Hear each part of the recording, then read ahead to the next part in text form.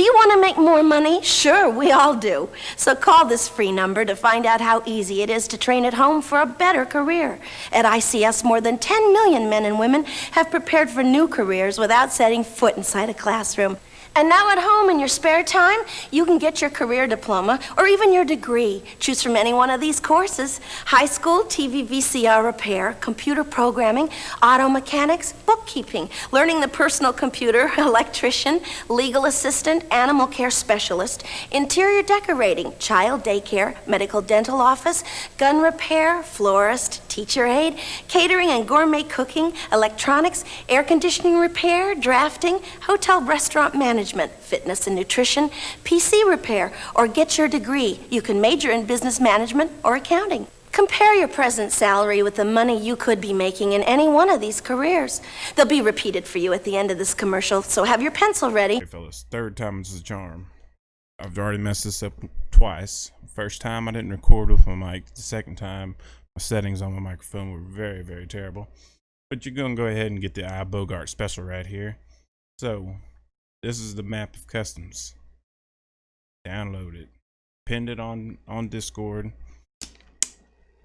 Get to know the map. It's a very good map to know. You can make tons of money. I went from, I would say, $3 million in one day to right around 10. So I mean, there is tons of money to be had here. You don't want to, this isn't a map I look for PvP. You know, I don't look for PvP on my Scav. When I run my Scav, it's to make money.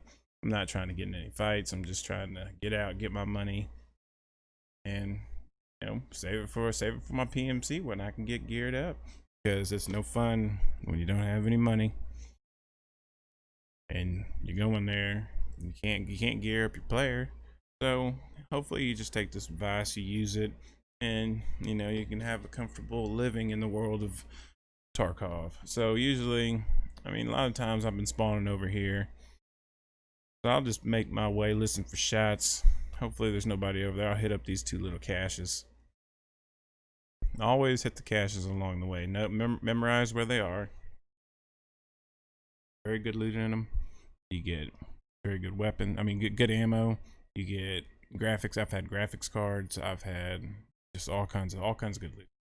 I'll hit these up. Come check out this little loot. Come check out this cache. Check out in here. And here there can be gas cans that spawn here. There's mods along this wall. Look for bolts, and I'll come over here, check it out, see what's in there, see if it's been looted. Y'all know where the loot is in there. And then I'll come and I'll check out these caches, hit those two, make sure there's no shots going on, because this is kind of open. On this side you're kind of protected by the railroad, they can't see you. Then I'll come over here, check out this one, check out the loose loot that spawns there. You can find, you know, I've heard you can find red key cards there. I usually don't mess around with this area. Only time I'll kill a scav is if I need a backpack. You know, if you're one of those poor unfortunate souls that don't spawn with a backpack, kind of have to kill. So you know, depending on your rig that you're blessed with by the Tarkov gods. You know, that depends on if you kill a scav or not. But then I'll come and hit these buildings up right here. I usually don't go to this one. Bunch of little sneaky little people. Always like to hide up in there in the corners, little rats or But in here, this is a good loot spawn right here. Hit that jacket, check the shelves. I don't know why they don't have marked over here. I found gas tanks and water filters right here. I found a water filter in here before. I just, you know, I'll check all these areas, check the floors, check all over the place. Water filters are going for like 90K a piece. I mean, your best bet is to just, so I spent hours, I mean, just selling stuff on the barter, you know, on the flea market. I kind of memorized the prices of what everything's going for. And I base my loot of what I grab off of that price of what I can recall. You know, white duct tape's always good to grab. That's all right. That's around 15K for the regular duct tape. The bolts are good. They're 20K. The gold chains are 30K. You know, Dr. Lupo's beans are 30K. You know, you can look up the prices for yourself. Then I'll come hit this cache. I'll come up over here, hit this area. There's gas cans that spawn right here. There's water filters usually right here, or a gas can. Usually a water filter, gas can, or hose. Hoses are good too. They're pretty pricey. I'll check in here. There's headphones that usually spawn right here. I'll check this jacket out. I found the key in there. It was like, you know, 300K, 500K, something like that. Then I'll come over here, check out this little building. Check in here for the factory key. I'll check out this toolbox on the ground. There's loose loot that spawns on the desk. I'll check out this guy because there'll be a key in his backpack sometimes. I mean, it's just a good place to spawn. I don't really mess with these weapon cases because they're upstairs on metal and it's fucking loud as hell.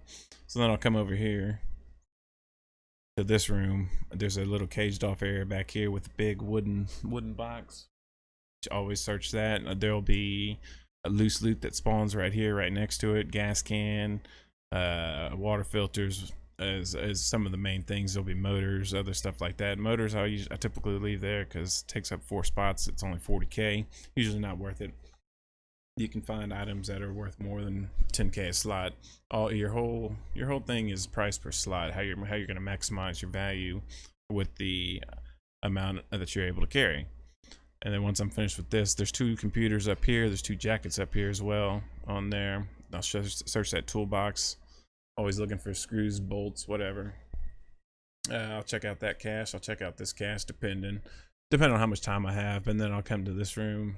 And this is your bread and butter right here. Come up these stairs. Sometimes a gas can or loose loot spawns right there.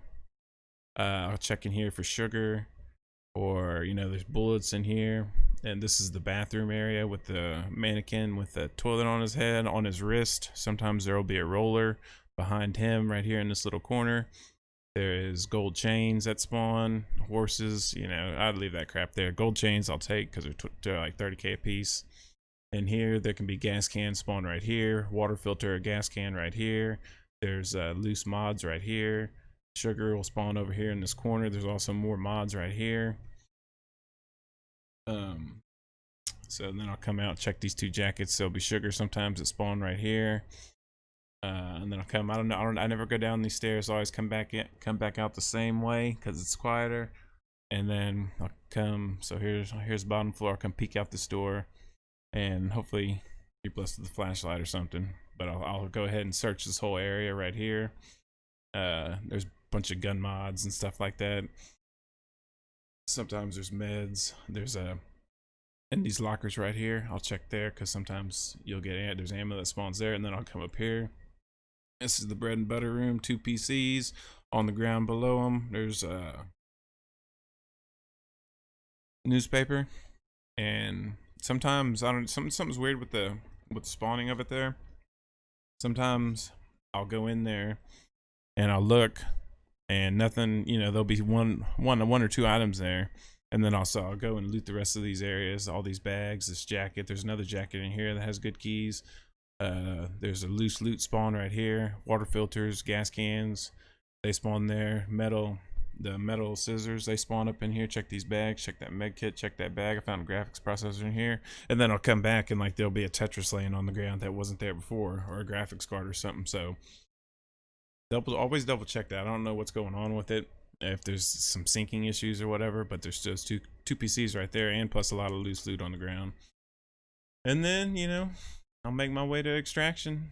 And, you know, if I spawn over in this area, say over here or up here, I'll just come straight here and, you know, work my way through there, hitting all these caches along the way, and then just do it the opposite if my extract's over here. And so there you have it. Go ahead and get out there and make that money.